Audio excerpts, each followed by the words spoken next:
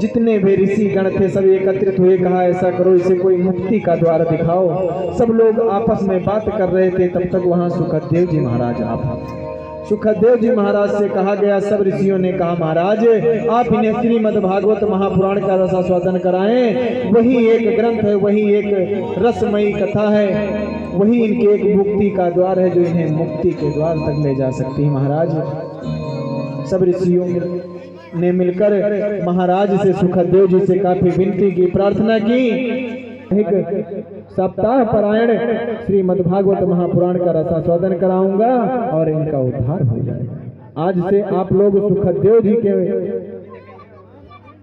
मुखारबिंद से कथा सुनेंगे और महाराज परीक्षित कथा सुन रहे हैं। बोलिए सुखदेव जी महाराज की, ब्रह्मचारी बाबा की।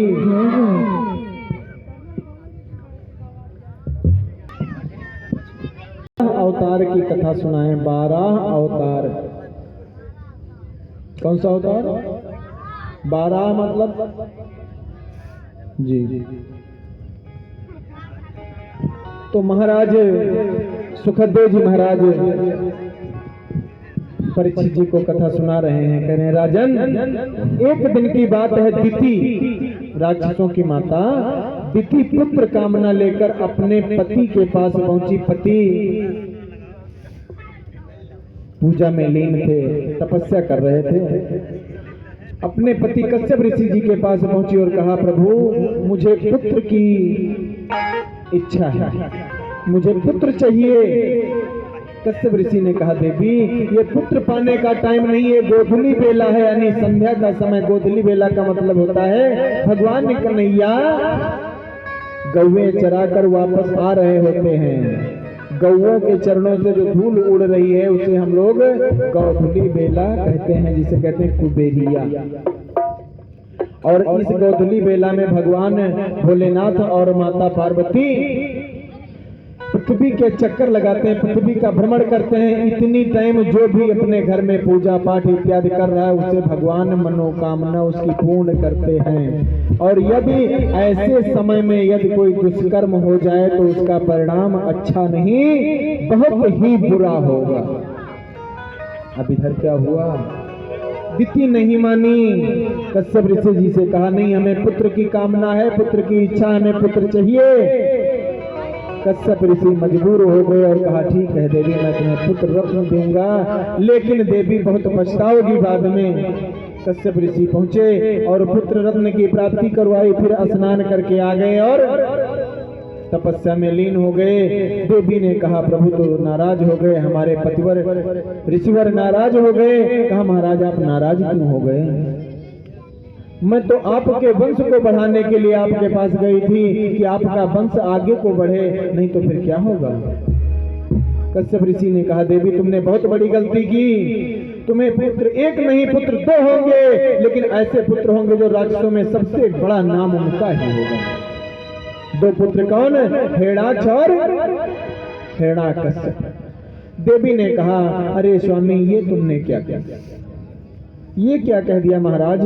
तो देवी मैं क्या करूं, तुम उसी टाइम आई थी ना, ये टाइम पुत्र देने का नहीं था, तुम्हारी गलती है, लेकिन तुम इतनी विनती कर रही हो तो मुझे भगवान ने कुछ दिखने के लिए दिखाया है, कुछ बताया है कि पुत्र जो तुम्हारे होंगे तो राक्षसों में सबसे बड़े होंगे, लेकिन जो तुम्हारा पौत्र होगा वो भक्तों में सबसे बड़ा भक्त कहलाएगा।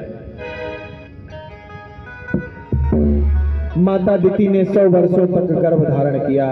सामान्य महिला, सामान्य माता 9 महीने तक गर्भ धारण करती है, लेकिन दिति माता ने 100 वर्षों तक गर्भ धारण किया। 100 वर्षों के बाद में 2 पुत्रों का जन्म हुआ। ऐसे भयंकर पुत्र कि अस्त्र शस्त्र लेकर ही उत्पन्न हुए और जाकर कहां पहुंच गए? समुद्र के पास। समुद्र को ललकार रहे, समुद्र तू आकर मुझसे युद्ध कर। समुद्र ने कहा, हमें माफ कर दो भैया, हमारे अंदर धरती रखी हुई है पृथ्वी, इसको जो कोई लेने आएगा उससे युद्ध करना पड़ेगा, हमको माफ कर दो। समुद्र देव जानते थे कि भगवान आएंगे इसे लेने। कहा ठीक है, अब इधर ब्रह्मा जी रचना का कार्य तो कर रहे हैं, लेकिन रखें तो रखें कहाँ, जो भी कार्य करें पृथ्वी तो समुद्र के अंदर है। सब देवताओं ने प्रार्थना की और भैया कथा भूल गए।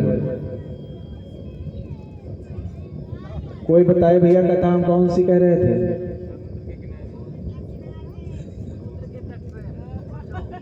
चलो लड़के को तो याद है वाला समुद्र के किनारे, और किसी को याद भी नहीं।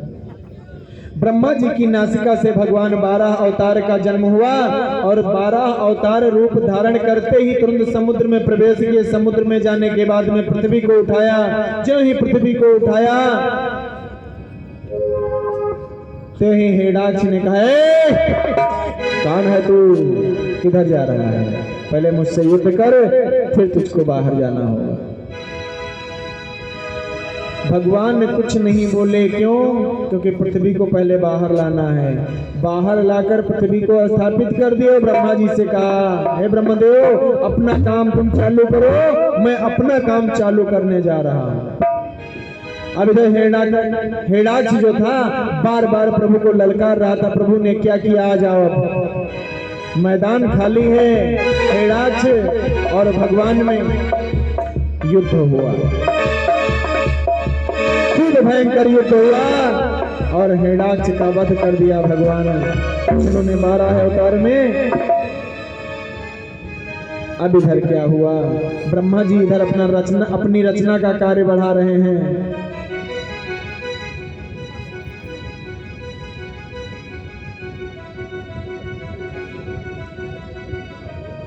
ब्रह्मा जी के एक हिस्से से स्वयंभू मनु पुरुष की उत्पत्ति होती है और दूसरे हिस्से से शतरूपा नामक स्त्री की उत्पत्ति होती है। दोनों से कहा जाता है कि दोनों जाकर सृष्टि की रचना करो। तो उन दोनों से 2 पुत्र और 3 पुत्रियां होती हैं, देवहूति, प्रसूति, आहुति, और 2 पुत्र होते हैं, प्रियव्रत और उत्तानपाद। उत्तानपाद जी को राजा बनाया जाता है। उनका विवाह होता है सुरुचि नामक कन्या से। कुछ दिन बीत जाते हैं, उनको संतान नहीं हुई। सुरुचि ने कहा, महाराज आपका वंश डूब जाएगा, आप दूसरी शादी कर लीजिए। तो उत्तानपाद की प्रथम प्रिया सतियों में लेखी जाती थी, सतियों में लेखी जाती थी। पाथर अपनी रानी दिवसी, रानी सुनी कहलाती।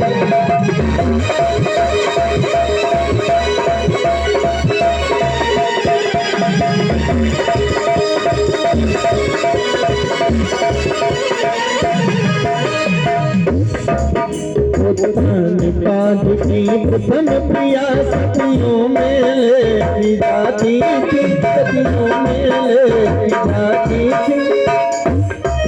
पाथर अपनी रानी दिवसी, रानी सुनी कहलाती।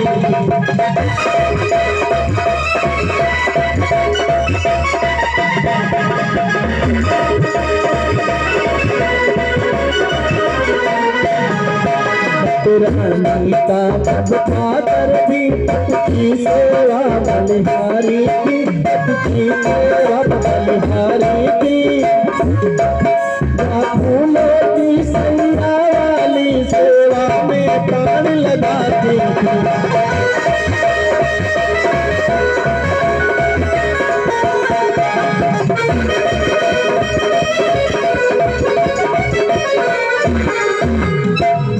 अब इधर क्या हुआ,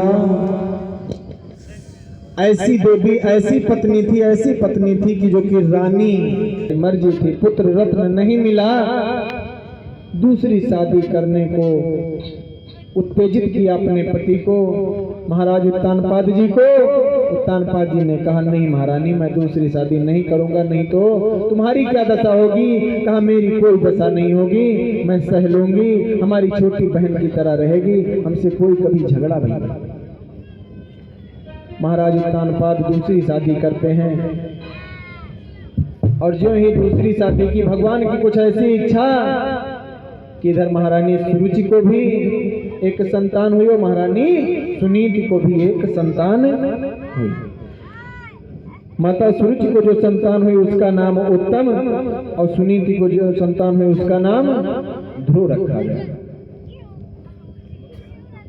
एक दिन महाराज आखेट पर गए थे, यानी शिकार पर। शिकार से वापस आ रहे थे तो ध्रुव जी को पता चला कि हमारे पिताश्री वापस आ रहे हैं। ध्रुव जी दौड़ते दौड़ते हुए आए और पिताजी की गोद में चढ़कर बैठ गए। पिता ने गोद से उठाया और चुमकारी लगाई। ज्यों ही चुमकारी लगाई, दूसरी वाली रानी को बर्दाश्त नहीं हुआ, जाकर उस बच्चे को उठाकर और फेंक दिया नीचे। अब ध्रुव जी रोने लगे। क्यों रोने लगे? छोटी माता ने फेंक दिया, उसका गम नहीं है, उसकी तकलीफ नहीं है, लेकिन पिता ने कुछ कहा भी नहीं। क्यों कहें? जानते हो क्यों? क्योंकि जो ही खड़े हुए छोटी रानी ने आंखें दिखा दी। ऐसे जो ही आंखें दिखाई महाराज तुरंत बैठ गए। उनके आगे महाराज की एक न चली। कहा मेरे पिता हैं, इनकी गोद में क्यों नहीं बैठने दिया? छोटी माता ने कहा रे तुझको इतना ही शौक है ना पिता की गोद में बैठने का, तो भगवान विष्णु से प्रार्थना कर कि तू अगले बार हमारी जन्म से हमारी कोख से जन्म ले। दासी का पुत्र है तू ना, दासी का पुत्र कभी महाराज की गोद में नहीं बैठता। ध्रुव जी ने कहा माता हमारी माता दासी नहीं है, महारानी है। छोटी माता ने कहा नहीं, वो महारानी थी, आज महारानी नहीं है, आज वो दासी है। तू दासी का पुत्र है। ध्रुव जी रोते रोते माता के पास अपने पहुंचे। माता आज छोटी माता ने मुझे उठाकर फेंक दिया, मुझे दुख है तो इस बात का कि पिताश्री कुछ नहीं बोल सके। ज्यों ही पिताश्री खड़े हुए माता ने आंखें दिखा दी, पिताश्री चुपचाप बैठ गए। उन्होंने भी कुछ नहीं कहा। कहा रे बेटा तू परम पिता परमात्मा की गोद में बैठने की इच्छा कर, तू साधारण पिता की गोद में बैठकर क्या करेगा? अरे माँ वो कौन है? बेटा वो भी मैं बताऊंगी कि वो कौन है। वो परम पिता परमात्मा भगवान विष्णु हैं, जिनकी गोद में तू बैठेगा और सारा संसार तेरी जय जयकार करेगा। बेटा ध्रुव जी चल देते हैं। कहाँ? तपस्या के लिए। चलते चलते कुछ दूर तक आगे पहुंचे। भगवान विष्णु ने नारद जी को भेजा कि जाओ छोटा सा बालक कहीं भटक न जाए। नारद जी पहुंचे और कहा ए बालक तुम कौन हो? मैं ध्रुव हूँ। आप कौन है? मैं नारद हूँ। हाँ हाँ आपकी चर्चाएं हमारी माता श्री सुनाया करती हैं। आप नारद जी हैं, आपकी कहानियां हमारी माता श्री सुनाया। भगवान विष्णु की गोद में बैठने जा रहा हूँ। अरे वो यहाँ नहीं मिलेंगे तो फिर? अच्छा तो वहां मैं जाऊंगा। अरे बेटा तुम वहां नहीं जा सकते। क्यों नहीं जा सकता? वहां मरने के बाद जाएगा जो भी जाएगा। अच्छा तो मुझे मरना नहीं है, उनसे कह दो खुद ही चले आए हमसे मुलाकात कर लें। नारद जी ने कहा इतना आसान नहीं है, उसके लिए तपस्या करनी होगी। कहा ठीक है मैं तपस्या करूंगा।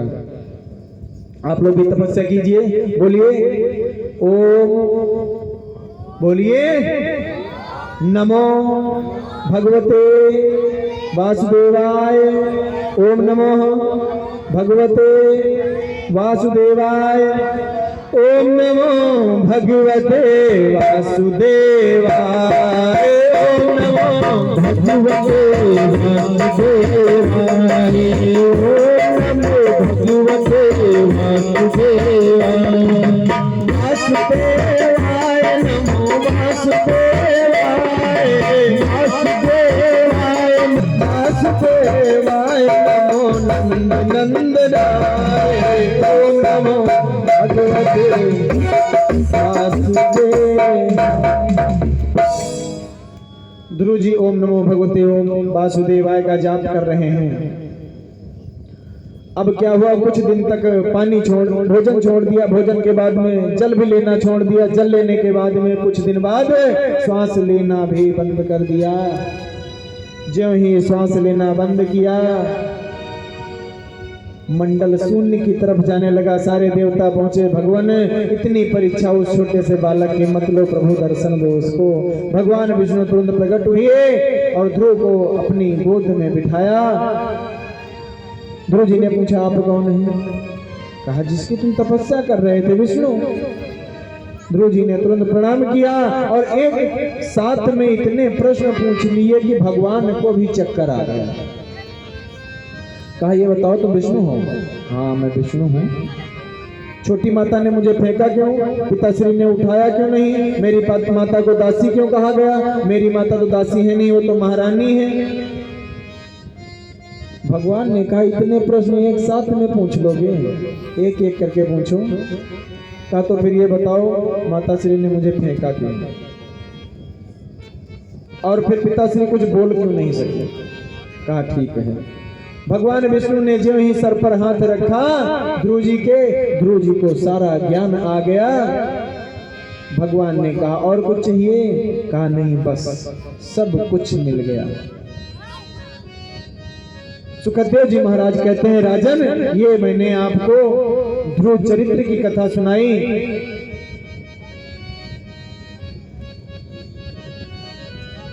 सुखदेव जी कथा सुनाते हैं, महाराज परीक्षित जी कथा सुन रहे हैं। क्या कह रहे हैं कि ये किसके चलते हमें आपके दर्शन हुए? यानी ध्रुव जी कह रहे हैं भगवान विष्णु से कि हे प्रभु आप लोगों के समक्ष में सामने से माता शेरावाली की झांकी आ रही है। आप लोगों से विनम्र निवेदन है, पहले ही कोई अपने स्थान से खड़ा नहीं होगा, झांकी चल चुकी है। कोई अपने स्थान से खड़ा नहीं होगा, कोई बीच में नहीं आएगा।